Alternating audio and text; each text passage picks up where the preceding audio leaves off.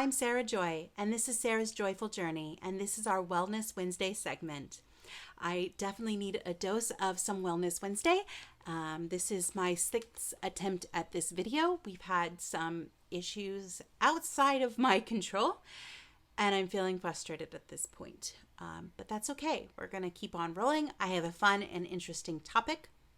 I did get a new tripod. I got a gimbal, and it has not worked the way that I wanted it to work, and we've had some challenges with it. It's supposed to help keep my camera stable, which it does do that, and it will do that, but I may be trying to use it in a capacity that it is not designed for. I think it's designed more for like short video. I don't know. My husband's looking into that because after a couple of moments of recording, the camera fell and flopped down. So that was one take. And then I got into another take, and it just, we found out that we had to record through the app, and everything was going well and looked great. And then the camera just stopped rolling. So not great. And then I was doing another take, and then my neighbors were outside screaming and yelling, and you could hear it on the video. So I did stop. So hopefully this time will be a charm. So this week we're talking about arts and how arts affects our mental health and has a positive impact on our mental health. So during the course of this episode today, I'm going to do a little bit of show and tell. I'm going to share my information with you, and then I'm going to share how I'm going to be applying this information into my life. Hopefully this will give you an opportunity just to think how you can get these types of activities into your life to help improve your overall mental health. All right, so let's get started. I'll start with the information that I found and how I found it. Last week for school, I had to read this article, and I was inspired by the information that was found in it to share it with you guys and see how we can actually make that practical and apply it to our lives to receive these benefits. I have pulled information out of the article. I'm not going to be sharing the great detail of the article because it really doesn't apply to this space, but down in the comments or in the show notes, I will link the article with the DOI. The DOI should take you straight to the article. I don't know if you can access it for free or if you would have to pay for it, but anyway, I would like to give credit where credit is due on that article. Sorry, I am thirsty now because I have done so many takes of this. So that's some ice water. All right. So what this article found, and the article was called The Art of Being Mentally Healthy, a study to quantify the relationship between recreational arts engagement and mental well-being, being in a general population. Okay. I couldn't read all my writing, but that's the title. So that tells you a little bit what we're going to be talking about. So the researchers found that there are some very positive things about participating in recreational arts. So they found that there's two ways to participate in arts. You can be an active participant, which means you are a doer, a creator, you're actively involved. You can also be a participate receptively. I tend to think of passively, even though it's not a true passive. It's just, I think of active as you're doing, and passive is more of you're not doing, you're receiving. But that's the terminology that they used. So I'm sharing that terminology. So obviously it's easy to see what being active in the arts would be, but to be passive, that would be something like going to a play or seeing a musical, going to a concert. So you're taking in, but you're not actually doing or giving. You could say that's one way to look at it too, because actors very much they give of their time and their craft. All right. So what are the benefits that you can expect to receive by participating in arts? So the researchers found that when you engage in arts, it promotes recovery. So if you're sick, you're going to heal faster. You're going to recover faster. It promotes relaxation, stress reduction. It helps to reduce anxiety and depression. They also have noted that participating in arts improves our confidence, our self-esteem, and our self-understanding, and it promotes overall happiness. So don't we all want to be happier and more joyful? So that was what I found that was very informative, and it helps work within the space that I'm talking about. They found that to actively participate in the arts, the best benefits come at 100 hours of participation a year. That breaks down to 2 hours a week, or about 20 minutes a day. So 2 hours is easy to do. Go see a play on your day off or whatever. Go to a museum for a couple hours. You could easily wander around an art museum, and that sounds lovely. I'm going to have to do that soon. So it's 20 minutes a day. They do say that your gains come after you have a level of understanding and knowledge of the craft. So if you are learning to knit, per se, you're not necessarily going to get those benefits right away until you get comfortable with the craft and you start doing the craft and have better understanding, because you want it to be something that you are comfortable with, and that promotes the relaxation. When we're learning something new, it's not often easy, and it can be very frustrating. I know learning to spin, learning to knit, and even learning to weave. Learning to weave can still get me though. I have so much more to learn with weaving. I'm still a pretty basic weaver, but I'll talk more about that later. So those are easy things that we can do. How am I going to apply this more into my life? And why I want to apply this more in my life. So when I was doing my undergrad degree a few years ago, before I started the degree, I was an active knitter. I knit everywhere. Knitting went with me all the time. I was a prolific knitter. I knit lots of things. I was also a spinner at that time, and a tiny bit of a weaver. The loom that I had at the time was not the loom that I desired to have, or the type of loom I desired to have. That's a big difference, because I had a rigid heddle, so it goes up and down, and that's all it can do. So it's 2 shaft. You can open, you can close, you can do basically plain weave, which this is a plain weave. The yarn is what does all of the texture and the color. But I like complicated. That's a great way to say it. I like complicated. So I knew that I wanted to get a floor loom. I do have a floor loom. I have a very basic floor loom. It's 4 shaft, but it allows me to do some twills, some hook, some other structures of weaving that I have not yet participated in, but I plan to. And eventually my dream loom is either an 8 shaft or 12. Ideally 12 would be fantastic. I did have for about a year a 16 shaft table loom, and I wasn't using it very often. Hello, Piper. This is my puppy. She's upset because it is getting ready to rain and storm, so she is probably going to keep sticking her head in my face, because she wants me to pet her and give her all the love and attention so that she can calm down. She's very anxious. She is my retired service dog. She's retired from public access, and she needs a service dog herself because she's so anxious. But I guess that's what I am. I'm her service human. Makes sense. All right. So yes, I have a 4 shaft floor loom that I got a couple of years ago. It's what I wove this top on. So I'll share a little bit more about this top. I'm not going to go into great detail, but I just want to show some ideas of possibilities for crafts. Of course, there's millions of them, or it seems like millions of them.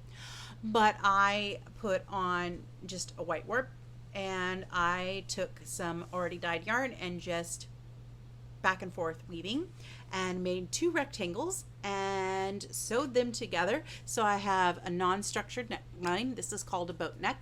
And then I made a little bit of a cuff, and you can see here that I sewed my shoulder seams. And then I have my underseams. It's literally just a rectangle. And it's oversized and it's comfortable. I want to do this again out of cotton. This happens to be a super lightweight wool, which I have done really well with in Florida so far. Now, if I was outside in the heat and the humidity, all day long, this would probably be uncomfortable. This one wouldn't be too bad because there's a lot of drape. Drape is your motion of your fabric and how your fabric hangs. So it wouldn't be too bad. And being oversized, I'm going to be able to get a lot of air and movement through it. Whereas if it was more form-fitting, it would probably not be as comfortable.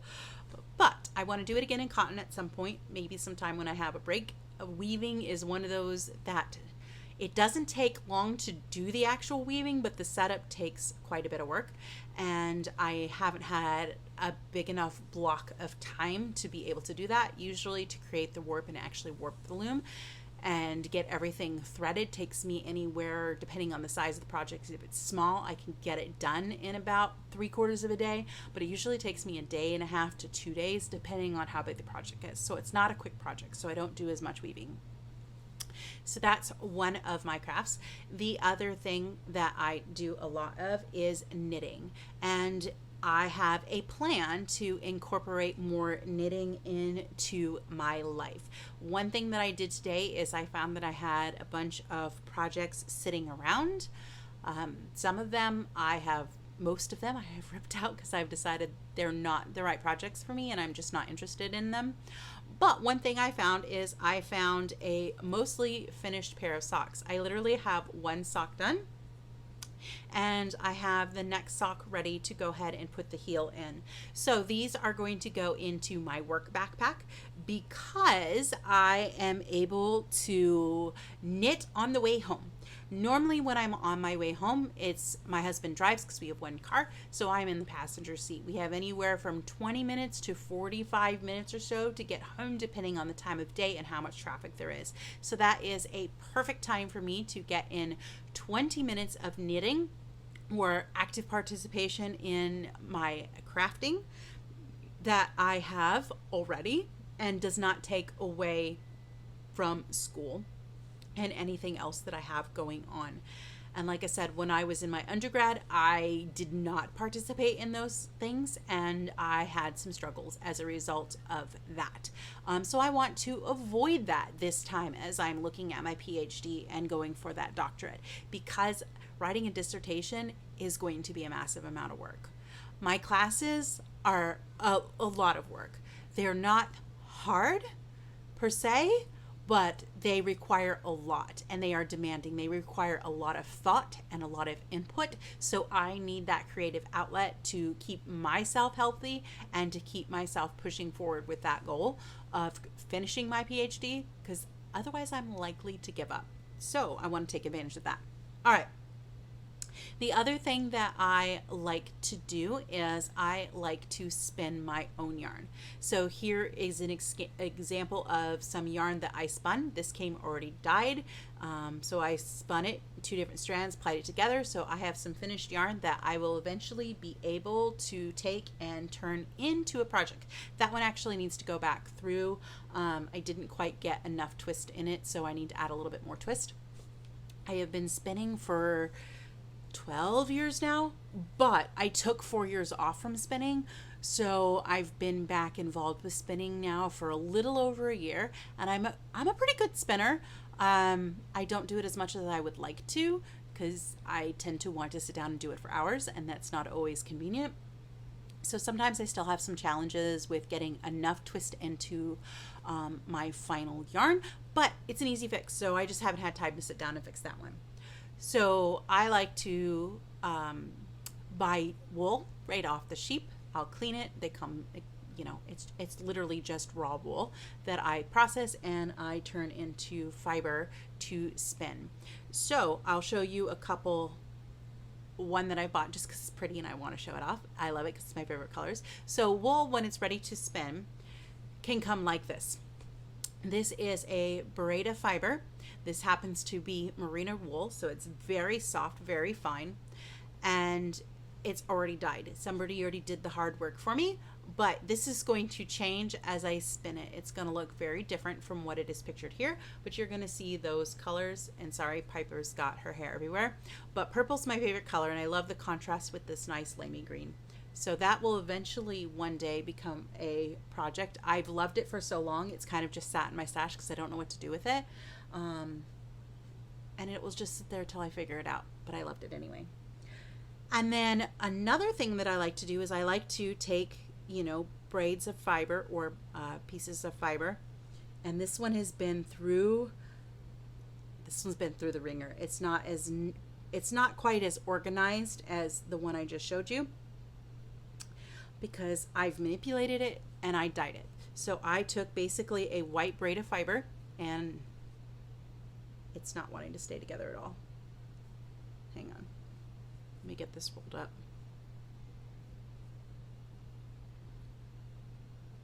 There we go.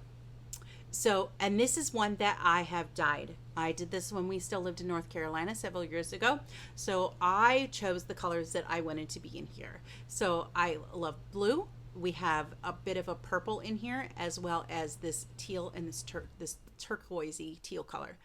So these are some of my favorite colors. And then you get parts where the dye blends in together and bleeds in together. So it's going to create own colors. There's a whole huge thing on color theory, but that's not the place for this, so we're not going to talk about that. But what I did want to show you about is one that I dyed, and then I also wanted to show you the contrast of what it actually looks like when it's spun up. I still obviously have some more to go. I took a break from this project to do another project, so I will pick it back up, but it's going to eventually be a sweater. So here is a giant 8-ounce skein. Normally fiber comes in 4-ounce bumps, and it does, but I just decided, since it's a sweater project, I'm just going to spin 4 ounces and 4 ounces, and then I have some giant bobbins that I can ply. So this is the same thing as this. So you can see all the colors are still there, but it very much takes on a different life, and it's BFL, which is Blue Face Leicester, and there's some silk in here. It's very soft, and I look forward to eventually knitting a sweater for myself.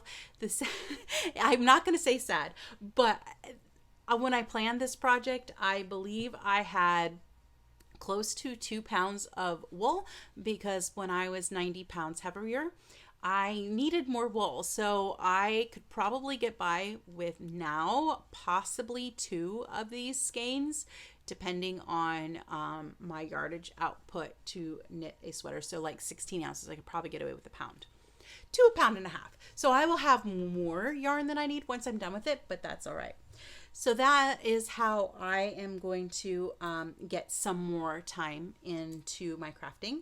I have also found that I love to sit down in the afternoons, in the evenings, and I'll watch usually a video. Most videos are 20 to 40 minutes long, so I make time for that. So that's going to be an opportunity where I can sit down at a spinning wheel, and I can do that. Weaving, for the most part, is going to be reserved for breaks between school, because I'll have 1.5 weeks to 2 weeks in between each term, which is perfect for me to get a project on and complete a project in that time. So it's not as often as I would like, but I can't be picky. I have other ways that I can get arts involved in my daily life. The other thing that I'm working back towards is I typically like to take Sundays off from schoolwork. Lately, I've had a lot of things happen, so I haven't been able to get my schoolwork done as quickly as I wanted to. So I've needed Sundays to complete them, or projects have been big and taken a lot more time than I thought they would take. That's me being a perfectionist, honestly, because I want everything to be the best that it can possibly be. So I tend to spend probably way more hours than I should on my homework. And they tell you for a 5-credit class that you should probably spend about 20 hours a week. I probably spend closer to 40. Or when I did my big presentation for my last class and I did that project took me 40 hours just for that project, and I still had other homework to do. But those are some ways that I can get involved in the arts. So I'd love to hear from you. What are ways that you like to get involved into the arts, and what things are you passionate about? Do you knit? Do you spin? Do you crochet? Do you paint? Do you draw? Do you write? Writing is also very creative and a form of arts. Do you prefer to go to the theaters or like to go to museums? I would love to hear what you do. You can comment down below. Be sure you give this video a thumbs up and subscribe if you like it or you think that this information would be beneficial or fun for someone you know. Go ahead and share. Again, we all have positive benefits on our mental health when we take advantage of the arts. Reading this article also showed me how important it is that we have our children involved in the arts as well. And now I have something else that I can be passionate about, is keeping arts in school. All right, let me know how you guys are going to be participating in arts or working your arts into your daily lives for 20 minutes or even 2 hours a week. And I will talk to you guys next week. Remember, if you have a topic that you'd like me to research for Wellness Wednesday, go ahead and send me an email, and I will gladly research that and talk about that. All right, bye for now.